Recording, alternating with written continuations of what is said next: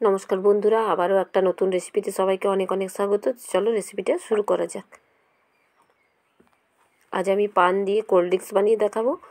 কয়েকটা পান নিয়েছি, বাড়িতে থাকা এই ছোটো ছোটো পানগুলোই আমি এখন ব্যবহার করছি। আপনারা চাইলে বাজার থেকে মিষ্টি পান 3 থেকে 4টা করিয়ে আনতে পারেন, সেই মিষ্টি পানটা দিলে ভালো হয়। আর আমি এখানে শুধু পান পাতা ব্যবহার করে এটা বানিয়ে দেখাচ্ছি। আর যেহেতু আমি পান পাতা এখানে ব্যবহার করছি, তাই 2 প্যাকেটের মতো পাঁচ নিয়েছি। আর পাঁচ আপনারা যে কোনো দোকানে এটা পাওয়া যায়। আর এই বিট নুন নিয়ে নিয়েছি। এবার এই মিক্সির জারের মধ্যে আমি পান পাতাগুলো নিয়ে নিলাম। আর এই যে গোটা জিরে, এলাচ আর একটু দারচিনি আমি এইটা ভিজিয়ে রেখেছিলাম, সেটা আমি পান পাতার মধ্যে দিয়ে দিলাম। দিয়ে একটু জল দিয়ে দেবো। আর এই পাশে দুটো যে প্যাকেট রেখেছিলাম সেটা আমি এখানে দিয়ে দেবো। আপনারা অবশ্যই যদি মিষ্টি পান বাজার থেকে তৈরি করিয়ে আনেন, তাহলে কিন্তু পাঁচ দেওয়ার প্রয়োজন নেই, কারণ পানের মধ্যে সমস্ত উপকরণ থাকে। আমি যেহেতু পান পাতা ব্যবহার করলাম, তাই এখানে 2 প্যাকেটের মতো পাঁচ ব্যবহার করলাম। দিয়ে একটু জল দিয়ে আমি আর একটু বিট নুন এখানে ব্যবহার করছি।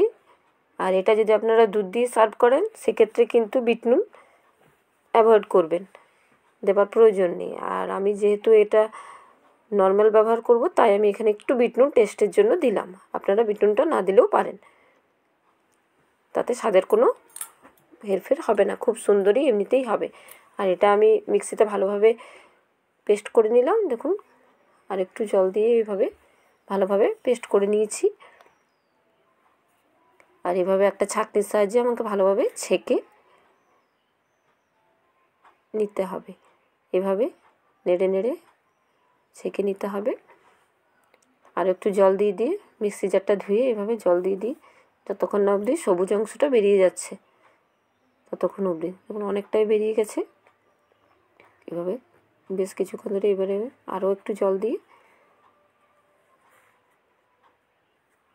ভালোভাবে আবারও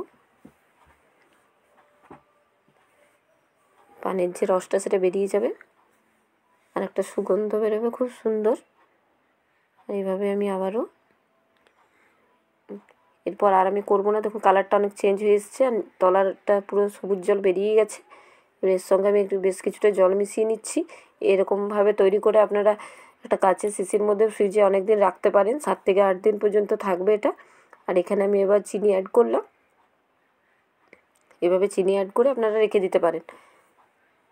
আবার যখন শরবত বা কিছু খাবেন, তার সঙ্গে অর্ধেকটার মতন বা পরিমাণ মতো মিশিয়ে এটা সার্ভ করতে পারেন। আমি এটা ডাইরেক্ট সার্ভ করলাম, আর কম পরিমাণ করেছিলাম, তাই আপনাদেরকে এভাবে দেখিয়ে দিলাম। এটা আপনারা কিন্তু দুধের সঙ্গেও সার্ভ করতে পারেন, খেতে অসাধারণ হয়, কেউ বুঝতেই পারবে না বাড়িতে তৈরি কোল্ড ড্রিঙ্কস আপনারা সার্ভ করছেন। দেখুন কত সুন্দর হয়েছে, আশা করছি আপনাদের ভালো লাগবে।